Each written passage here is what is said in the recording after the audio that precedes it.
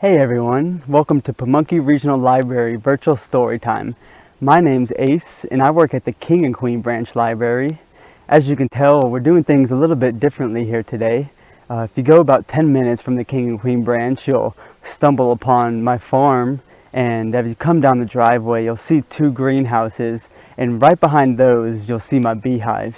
And this one I'm standing next to is my bigger beehive. There's probably between 20 to 40,000 bees in here. This is kind of the peak time for them right now, so it's a really big hive. And as you can tell, they're not really worried about me. They're just going about their business, gathering pollen and nectar. And bees are really important to us because they pollinate a lot of the fruits and vegetables that we eat, like tomatoes and cucumbers, oranges, watermelons, all of the good fruits that we eat every single day. And they might be a little bit scary. You might see them buzzing, around you every now and then. But as long as you don't swat at them, they don't really mind you. They do defend themselves. And maybe as we go about the story time, I might get stung, and then we can remove a stinger, and you can see that it's really not too bad. But yeah, they're just really interesting insects. Every time I come out here and look into the hive, I learn something new about them. I've been keeping bees for about 3 years now, and I still feel like I don't know that much about them. If you look really closely at them, you can see they're just coming in and out the hive, and some of them, the foragers, are bringing pollen back to the hive for their brood, and also nectar. So if you look closely, you can see this little yellow powder on the back of their legs, and that's the pollen that you see on flowers. And you can't see them bringing in nectar because they actually swallow it and then feed it to the young when they get in the hive. And then if we're really lucky and it's a good year, then that's when we can harvest the honey and eat it for ourselves. But we do have to make sure that the bees have enough to survive the winter. We don't want to take too much from them. And today is a pretty hot day. It's probably about 90 degrees outside, and we are in the shade. But you can tell all of these bees are on the outside of the hive, and that's because it's really hot in here. And bees are really good about regulating the temperature of the hive. So if you come up to a beehive, you can see certain bees are fanning their wings, and then that's cooling down the hive. And as it gets hotter in here, the more the bees will move out to keep it nice and cool in the hive for them. Just like us in our houses and air conditioning, bees have their natural own air conditioning. So the first story we're going to read today is The Thing About Bees by Shabazz Larkin.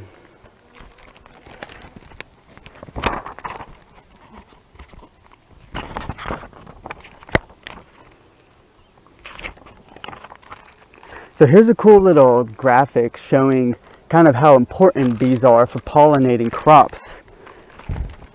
When a bee and a flower love each other very much, a fruit is born. Number 1, the flower makes a sticky yellow dust called pollen. 2, as the bees drink the flower's nectar, she gets pollen all over her hairy body. And 3, the bee moves pollen from one flower to another. And 4, then we wait. 5, and then we wait some more. And 6, presto, the flower turns into a fruit you can eat. And you can see this one are strawberries. This process is called pollination. We'd be hungry without bees. They help vegetables and nuts grow too. Thank you, bees. Here's the thing about bees.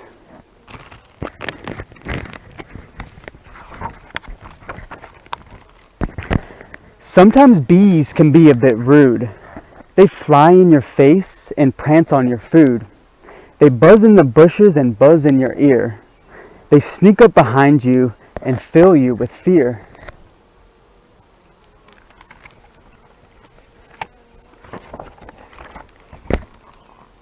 And worst of all, they do this thing called sting. Ouch!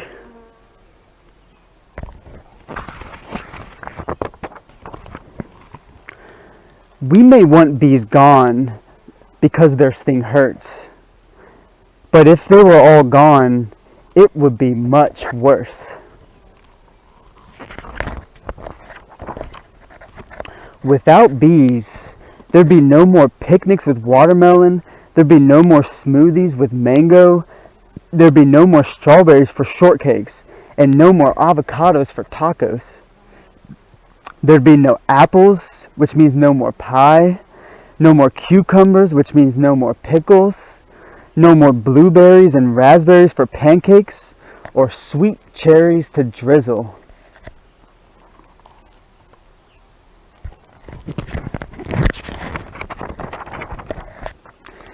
Because foods won't grow without bees to help them along, in a way, the bees are just like you.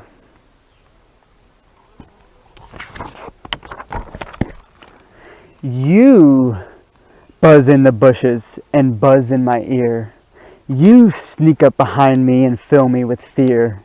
You fly in my face and prance on my food. You even sting when you're in a bad mood. But I never stop loving you.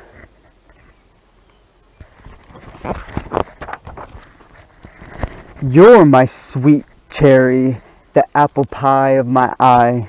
You're my cucumber pickle, my bumblebee in the sky. You're my cold watermelon at a picnic in the park. You're the avocados to my tacos.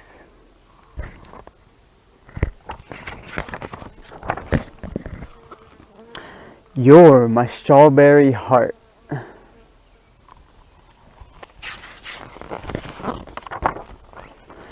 Without those little buzzers, the world wouldn't know what to do. That's the thing about bees. We need them just as much as we need you.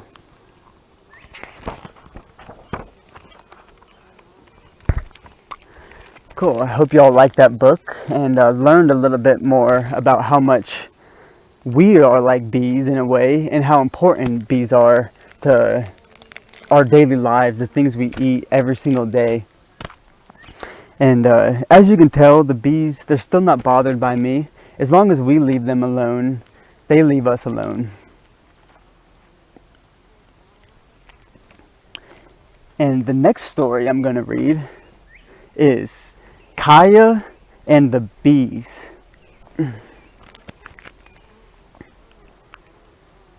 By Maribeth Boltz, illustrated by Angela Dominguez.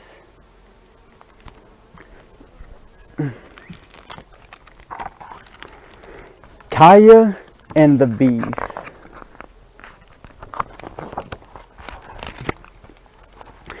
I'm the brave type, like hottest hot pepper brave, and the furry spider and basement brave. But one thing super scares me. Can y'all guess? Bees. Bees have stingers. Once I stepped on a bee barefoot and it stung me. And right now, thousands of bees live on our roof. Bees, bees, so many bees. And you can see her hives up on top of her roof. They're painted green and mine are yellow.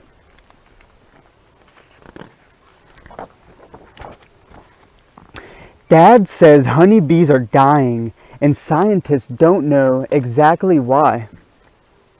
Dad reads bee books and talks about bees non-stop. Fruits and vegetables need to be pollinated to grow, he says. I crunch an apple. Bees pollinated that apple. How about blueberries? Those too, he says. The world needs bees, and that's why we're beekeepers.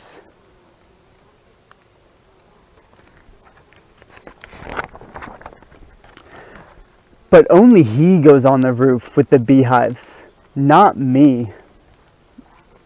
And the kids in my building, I go on and on to them like I'm the beekeeper. And oh man, they listen. But I get twisty inside because I'm not exactly.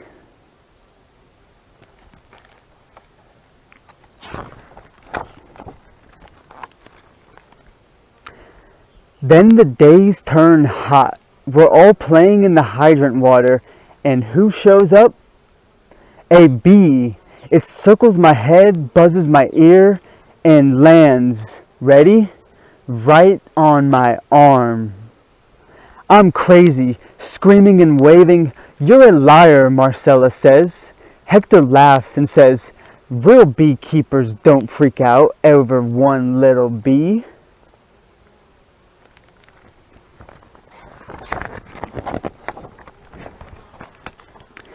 I go inside mad and stompy, and I grab my suit and gloves from the closet.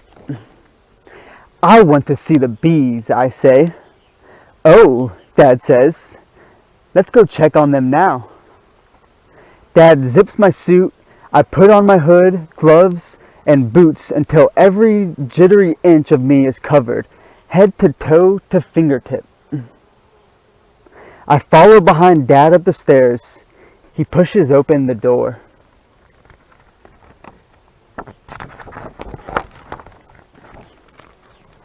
There on the roof, beehives.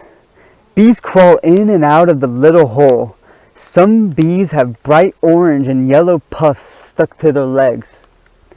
They're carrying pollen, Dad says, and he pries open the lid.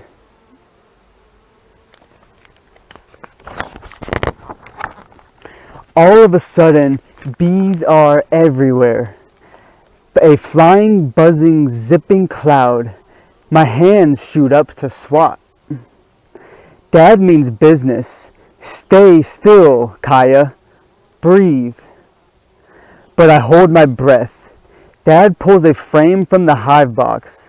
Both sides are covered in crawling, wiggly bees. He studies the frames one at a time. Then he pulls a frame and holds it out for me to take. Me, the liar or the brave girl. My head is soaked with sweat. I blink hard. I reach.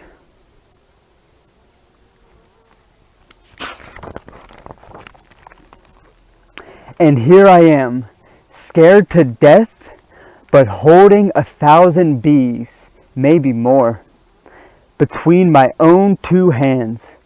The bees are electric, buzzing, buzzing, and I'm electric too. Let's find the queen, Dad says. I hunt and hunt, and then I spot her. Dad gives me a thumbs up. So far, so good.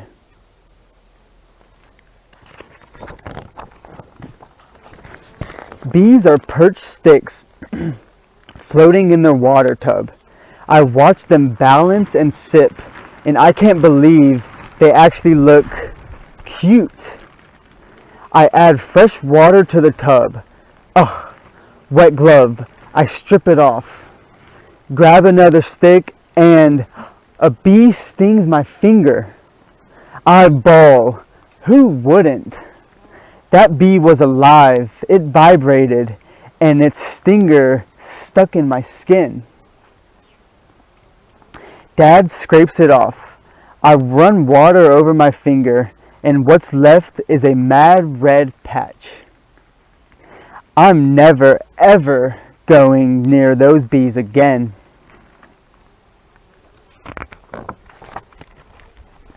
Dad does the bee chores alone. He invites me every time, but doesn't push when I say no. One day, he says the honey is ready to harvest. I'll help, I say, but no bees, right?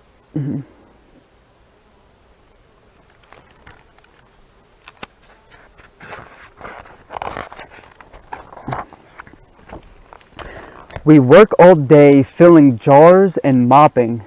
There is honey on the floor, on the table, on my elbow, on the doorknobs. Who cares? We are laughing about the magic happening right in our kitchen. The honey flows and I want to draw a picture, but no crown is that golden, and you can't draw the smell of warm, sweet honey filling our apartment.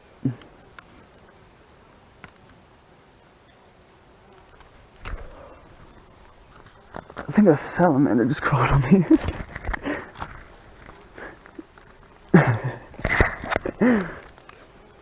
It's a mystery, isn't it? Dad says. I feel it too.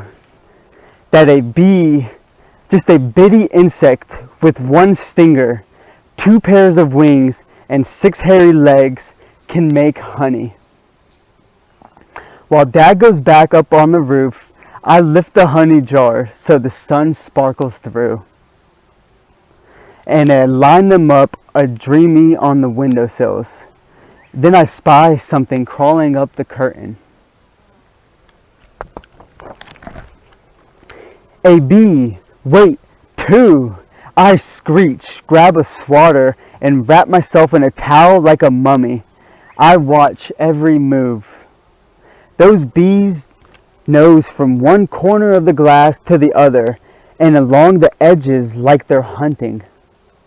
Maybe they don't want to sting me. Maybe they want a way out, that's all.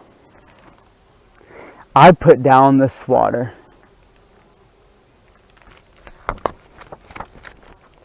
Then I wrestled that creaky old window open just an inch, and those bees fly out.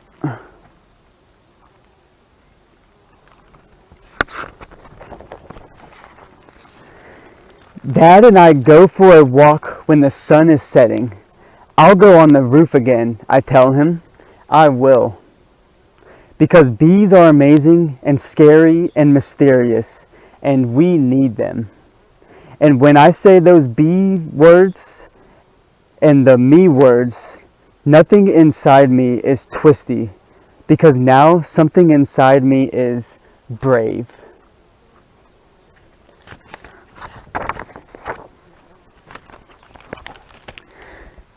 Cool.